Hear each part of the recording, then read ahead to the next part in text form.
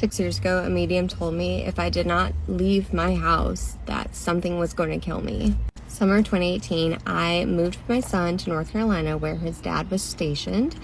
He had been living in the house that we were renting, but we didn't have anything, just the couch that we were sleeping on for a little bit because we were gonna order a bed and it was not gonna get there until November. So we decided we were just gonna sleep on the couch.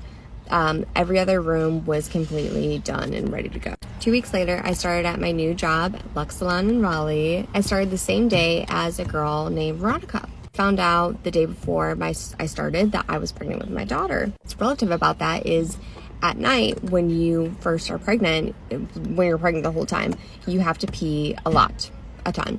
And my husband at the time and I were sleeping on the couch because we didn't have a bed until November, and it was September at this point. And so the first time I have to go back to the bathroom in the middle of the night, my eyes are adjusted, I sit up and I start walking towards the bathroom, which is like down the hallway. And I feel a heaviness, and then I feel like I'm walking through a black shadow. I freak out, I flip on the light really fast. Obviously there was nothing there, and I kept that light on. The first instance of something like spooky happening. But at night, things would fall off of the walls, and it was terrifying to me. So I'm telling everyone at work, like, you know, I'm the new girl, I'm weird, but I have all this stuff happening to me. So I'm discussing everything, and Veronica's like listening and stuff, and we're becoming, you know, like buds. She's clocking it. I didn't know her mom was a medium, and she didn't disclose that, nor do I think that necessarily she told her mom any of this. One night it got really scary because it was like 8 o'clock at night. We're around the dinner table and there's banging on the side of our house, and there's no windows on that side. So I text my neighbor. I was like, hey, are you banging on the side of the house? She's like, oh my gosh, no. And then suddenly the banging was upstairs above us and in my son's room. My son had been screaming like twice for whatever reason at night, which is very unusual for him. So that freaked me out too. So my husband runs upstairs and he can't hear the banging, but I can hear the banging. And I'm like, he's like, there's nothing. I'm like, it's banging still. He runs downstairs and the banging is on the side of the house again. I don't even remember what we did that night. I blacked out. I don't remember anything. I don't even remember telling my family it was happening, but I told the girls out at work. Okay. I was like, listen, this is happening and this is creepy. I'm pregnant. Finally, we have a bed, okay? So I don't have to do the spooky bathroom trips at night. So we have a bed, we live upstairs. One night when I was pretty pregnant, I shot up in bed because I was being choked. And I'm sorry if I'm talking about this like very nonchalantly. This is my 4th time recording this. The last time I recorded it, like just 5 minutes ago, the audio was gone. So I should actually check and see if the audio is working. Okay, it's working. Wake up, I'm being choked. And it's not like reflux like you get when you're pregnant. It's like I felt like someone was choking on me. I sit up so fast. I'm like, it's hard to breathe, but I catch my breath. And I just think, okay, reflux. Because I'm scared. I don't want to admit that there's something spooky going on. I had a relationship with God, but not really. I wasn't praying to him or anything like that. Like the relationship was just not there. I wish I had a relationship at that point because I feel like I would be able to just like cast the demons out. So I tell my neighbor, who's like a little bit woo-woo, and her best friend is also woo-woo. They're like witches, and they're like, listen, there is such a heavy presence in this house. Like it's terrifying. Got my cross, my baby, we've got the windows open, we're saging. I'm saying that Our Father, you know, because I'm Catholic. That's just like what I know. That's all I know. Everything is good and clear until I give birth to my daughter. I was in so much bliss, and I started getting very sick. I had rashes all over my body. I couldn't bend my fingers. Like it was very progressive. And I kept getting more and more sick. I went to the emergency room. I went to my OB/GYN. Like no one can figure out exactly what is going on. So I get on this like antibiotic type of thing. And I start feeling good on Friday. Monday, June 10th, baby. is when my AVM burst. I didn't know I had my AVM at all. So all I think is I have a massive headache. It was to the point where I could not go to sleep. And I have my whole stroke story on my profile. You can go and listen to it. So I'm going to really skip ahead. Go to the hospital in June. I'm home by October. I realized because of my stroke, I can't go up and down stairs. At this point, like, I was in a walker for assistance. We need to buy a house. We buy a cute little ranch. And I tell all the girls at work, like, oh my gosh, like, I bought a house. And Veronica goes, wait, so you're not in that house anymore? I'm like, no. She goes, okay, my mom wrote you a letter. So Veronica gives me this letter from her car that her mom had written to me when I was in the hospital. But Veronica did not give it to me because she was scared that I would freak out. My new house and safe, and it's so much lighter. Like, everything feels like, I don't feel like I'm being watched all the time. I don't feel like something is out to get me, because I did feel like something was out to get me. So I get home, I read the letter, and my heart fell into my butt. So she had written the letter back in June, and at this point, I think it's January that I'm reading this letter. But the letter said, essentially, if you do not leave this house, there is something dark and evil in this house. If you do not leave, you will die. You specifically will die. And I'm thinking, oh my gosh. Like, everything is clicking together. Something in that house wanted me dead. And I feel like I'm not even getting into detail. It was such a heaviness. And there were so many people that stayed in our house constantly on the weekends that I don't think I've ever even brought it up to them. I would love now to know if they ever felt this heaviness. But like I said in part 1, I didn't have much of a relationship with God. When I woke up from my stroke a week later after brain surgery, the only words I could say were I am. Oh, goosies. That meant nothing to me at the time. But now that I do have a relationship with God, God literally pulled me out of that demonic space.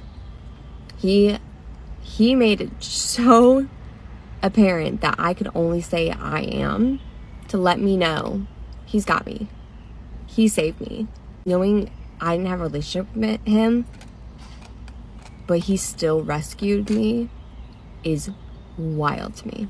If you're a Christian, you understand how significant the fact that I could only say I am is insane. I still have not met that medium, and I'm friends with Veronica today. Still haven't met her mom. I've talked to her mom on the phone, and only because one day she needed to talk to me.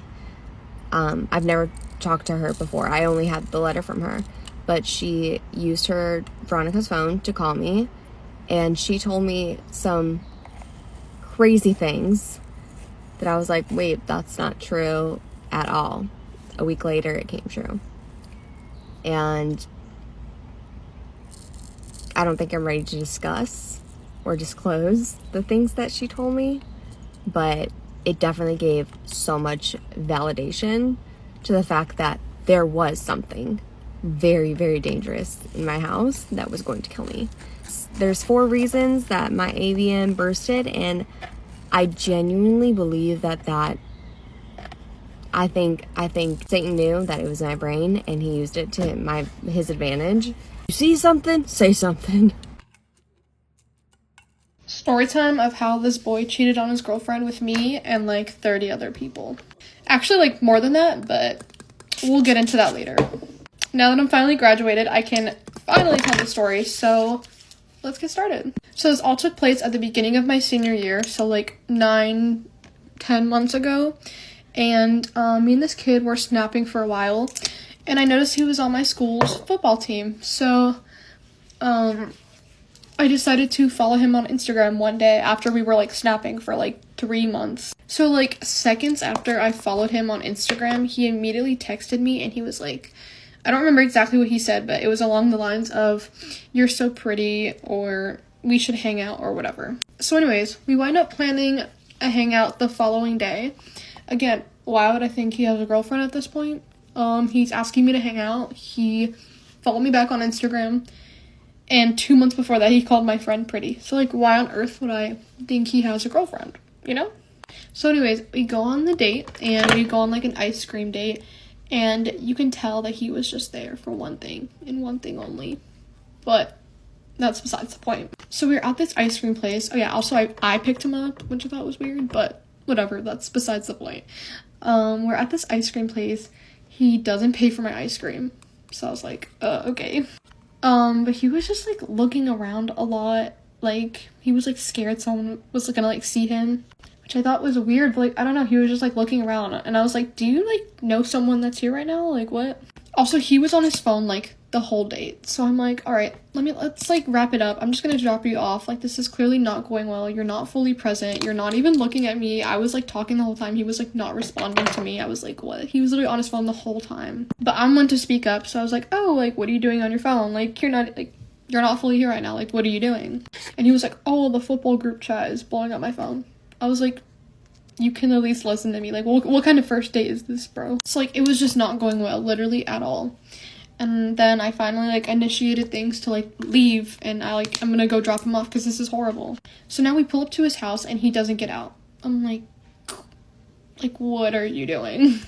And he's like, oh, actually, let's go to a park. I'm like, oh, hell no. This is, like, the start of, like, a murder documentary. Like, no. But I wound up going anyways, because I'm, like, I'm in my own car. Like, I don't know. I didn't feel, like, unsafe. But, yeah, all of a sudden, he actually starts listening to me and, like, talking. Like, the second we get to the park, I'm like, bro, I know what you're doing. It's not gonna work. It's not happening. Just stop trying. It's not happening. So then the park was a fail, so I wound up just driving back to his house. Again, he just wouldn't get out. So finally he gets out, and he texts me, like, 30 seconds after he gets out. And he's like, oh, like, I should have kissed you. I'm like, okay, like, please. Anyways, he winds up coming back, and then he comes back in my car, and we just, like, sit in his driveway for, like, a little bit and just, like, talk. And then, finally I'm like, okay, like, I need to pee, like, you need to, like, leave. I'm gonna pee my pants. So then I leave and go back to my house, and he's like, okay, come back. I'm like, I'm not driving 10 minutes back to your house. Like, I'm home for the night. Like, bro wanted me to drive back. Like, bro, we know what we were trying to do, and it's not gonna work. But honestly, the first half of the date was, like, not good. But then the second half, I'm like, okay, it's better. Like, maybe I will go on a second date with him. Anyways, he winds up, like, begging me to hang out again. So I was like, okay, sure. But I couldn't hang out till, like, 3 more days. Okay, so I'm pretty sure I left off after our hangout, and the following day was my school's open house. Now, I'm on the cheer team, so we had to, like, perform for the incoming freshmen in the gym. And, of course, I need to update my friends on my love life, you know? So I was just like, oh, do you guys know who, we'll call him Jaden. Do you guys know who Jaden is? And they're like, oh, we'll call her Kelly. Oh, Kelly's boyfriend? I was like, wait, what do you mean Kelly's boyfriend? Now Kelly is also on my cheer team. Yeah.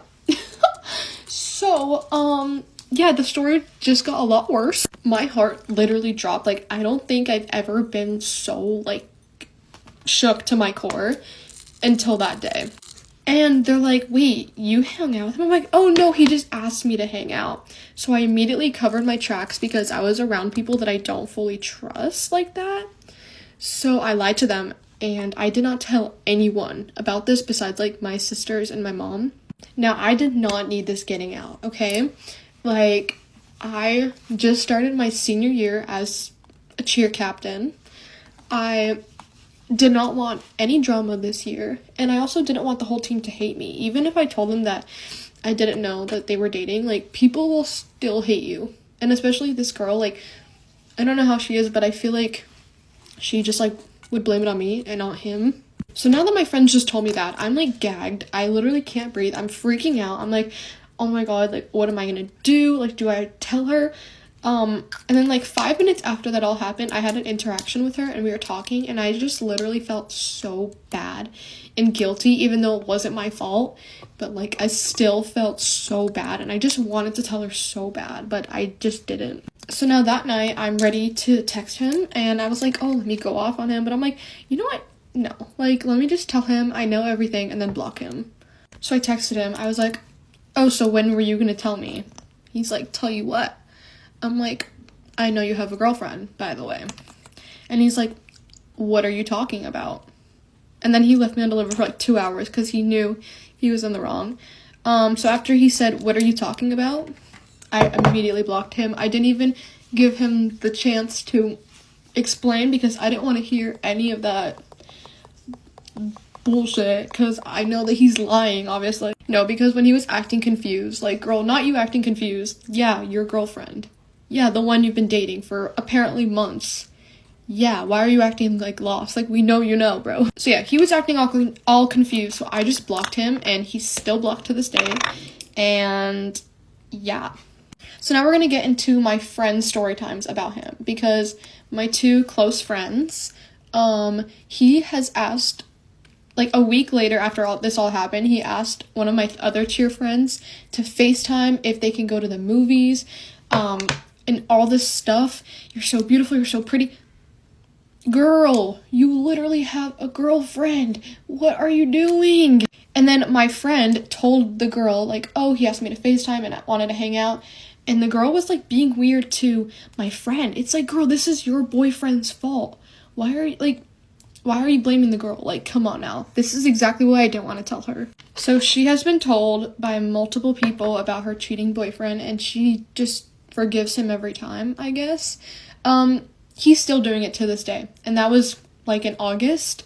He's still doing it. He's still messaging my friends, adding them on Snapchat, and like 20 million other girls. So yeah, by the way, girl, he's still cheating.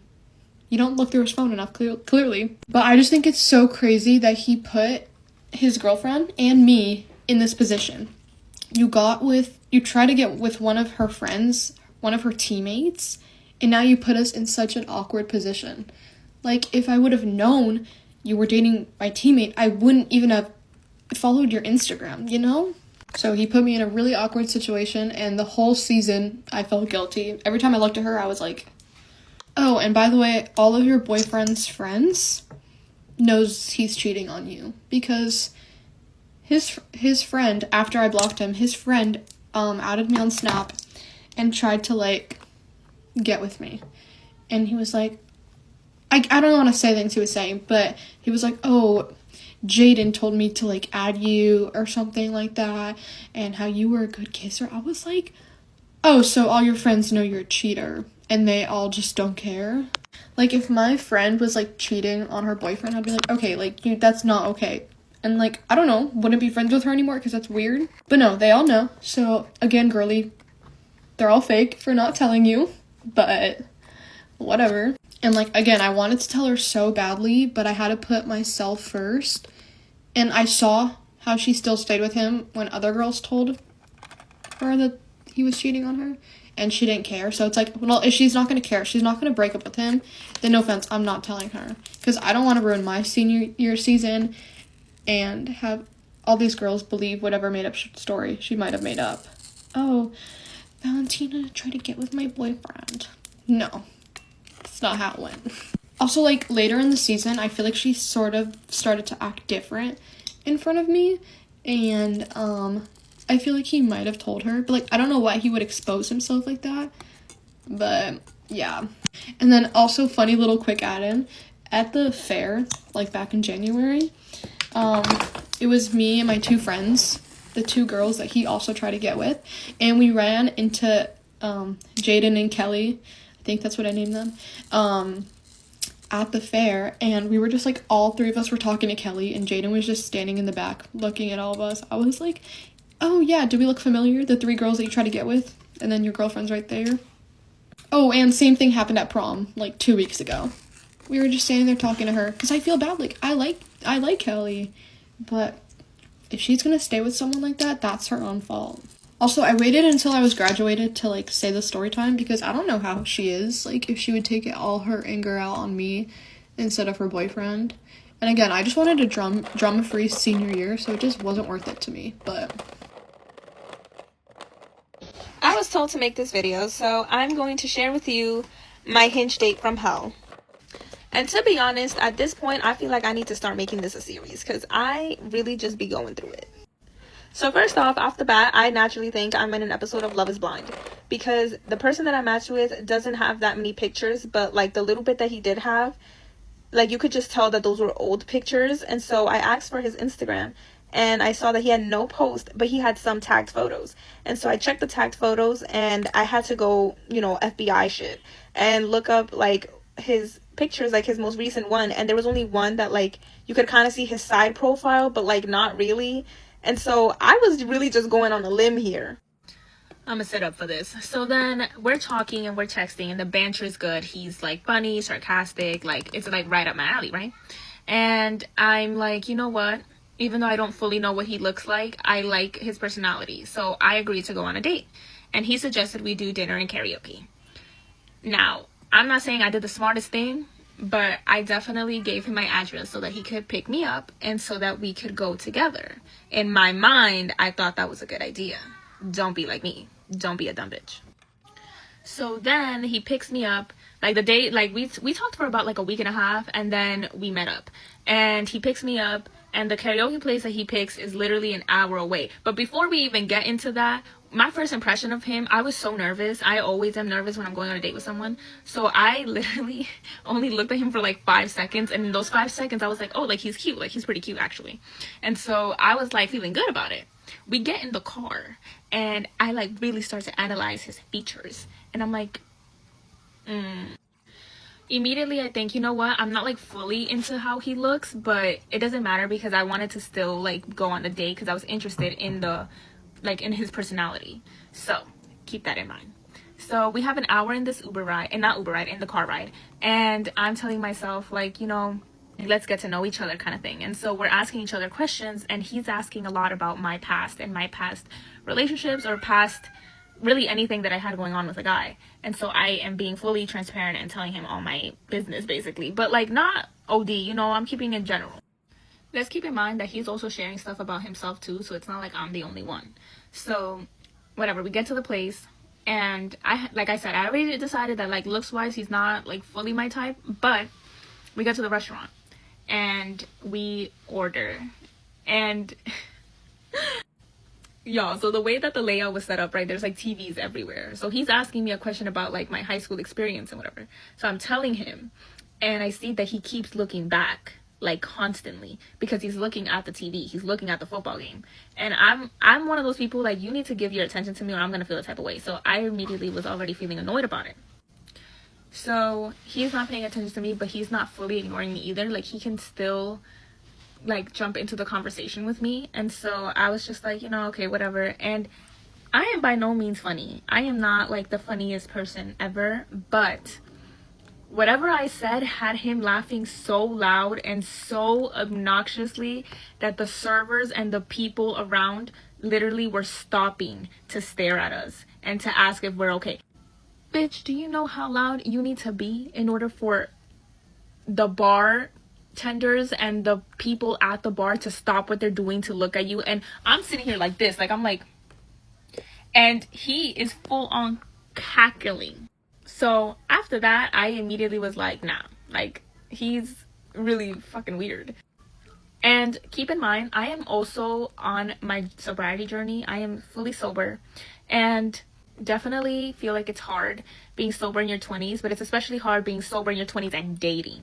And so I had already told him that I was sober and that I wasn't planning on drinking. Even though we were still doing karaoke, I wasn't planning on drinking. And he was like, well, if you're sober, then I'm sober. And I was like, you know what, that's actually pretty sweet because you don't have to do that, but you know, you're showing like you're very considerate.